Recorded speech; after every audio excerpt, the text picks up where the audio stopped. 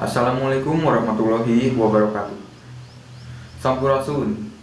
Inna hamdalillah nahmaduhu wa nasta'inuhu wa nastaghfiruh wa na'udzu billahi min syururi anfusina wa min sayyiati a'malina may yahdihillahu fala mudhillalah wa may yudlilhu fala hadiyalah. Langkung tipayun hayu urang panjatkeun puji sinareng syukur ka Allah Subhanahu wa taala nu mana lantaran nikmat sareng hidayahna urang sadaya tiasa kempel dina ieu kasempatan.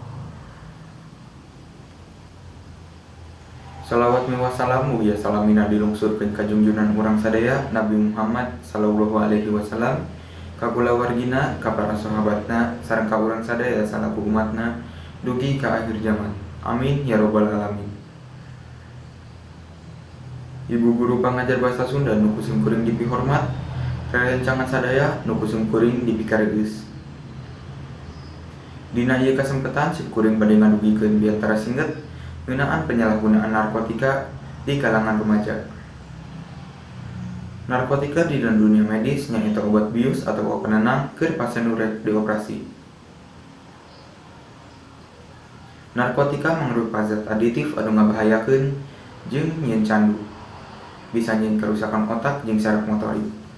Mun kurang dikonsumsi bisa nyababkeun kageloan sareng nu parahna maot ya.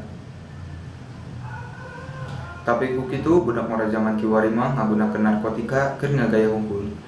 Bari jeung teu apal naon pibahayeunana. Istilah bahasa deungeunna mah drug is purpose for freestyle.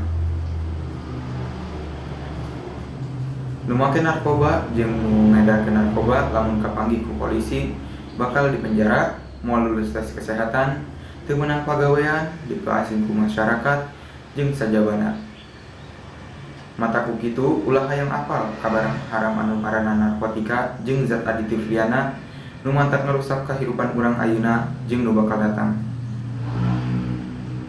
Ayeuna mah meupeng urang ngarakeneh hayu urang eusian ku diajar anu soson-soson guna ngajunjung harkat jeung martabat bangsa Indonesia. Sakali deui saeno tudrag. Mung sakitu anu kapihatur, mugi aya manfaatna tina ieu biantara.